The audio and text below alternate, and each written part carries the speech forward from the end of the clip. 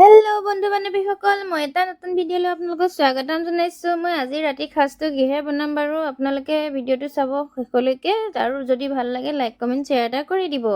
আপোনালোকৰ বাৰু পিঁয়াজ কাটোতে বাৰু এনেকৈ চকুপানী ওলালে মই মছলাটো ৰেডি কৰি লৈছোঁ। এয়া পিঁয়াজ চিয়াজ কাটি আৰু ধুনীয়াকৈ বিলাহী চিলাহী কাটি ৰেডি কৰি লৈছোঁ।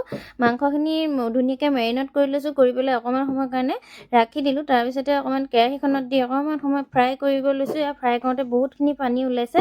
মই ইয়াত ধুনীয়াকৈ গোটা মছলা পেষ্ট কৰি দিছোঁ। ইয়াত মই কোনো ধৰণৰ ৰেড চিলি বা গুড়ি মছলা ব্যৱহাৰ কৰা নাই।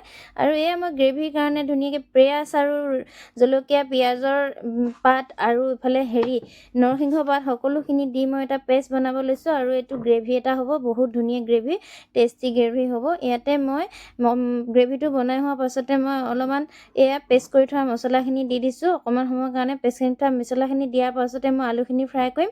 তাৰপাছতে বিলাহীখিনি দি তাতে মই মছলাটো অকণমান সময়ৰ কাৰণে থাকিবলৈ দিম। তাৰপাছতে মই ইয়াতে মাংসখিনি ঢালি দিম, ফ্ৰাই কৰি থোৱা মাংসখিনি। তাৰপাছতে মোৰ মাংস ৰেডি হৈ যাব। অলপ সময় অকণমান সময় উতলিবলৈ দিম। তাৰপিছতে মোৰ মাংস বনোৱা হৈ যাব। এতিয়া ইমানতে মোৰ ভিডিঅ'টো সামৰণি মাৰিলোঁ। আপোনালোকে যদি চাই ভাল পায় লাইক কমেণ্ট শ্বেয়াৰ কৰিব। বাই।